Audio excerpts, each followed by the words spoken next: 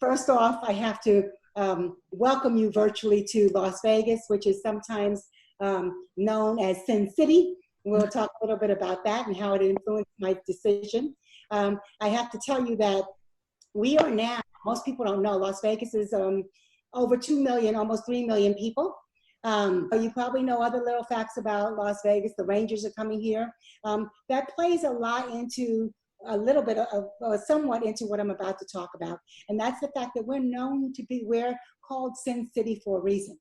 So we're called Sin City because, of course, if you have any kind of vice or any kind of addiction, this place is the place that people come. Yeah. So obviously, you know about drinking, you know about gambling, you know that we have legalized marijuana. You may or may not know that we have legalized prostitution. But all of those things that people come here and when we say what happens here stays here, that is true. It also stays here with the people who live and work here. That's important for you to know. Most people who come here, I remember when I moved here almost 20 years ago, people said, well, what hotel are you gonna live in?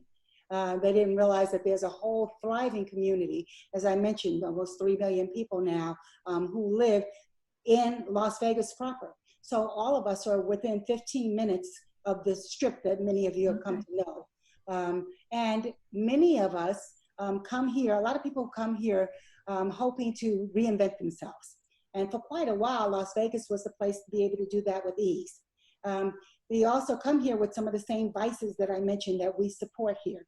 And so their youth, their kids also become subjected to that just by virtue of the fact of what their parents may or may not be doing. You should know that in our gas stations, we have gambling. In our supermarkets, we have gambling. You can go up and you can play the slots right there. We have smoking still in all of our hotels. Well, I shouldn't say all of our hotels. The majority of our hotels, certainly the ones that you would be most familiar with on the Strip.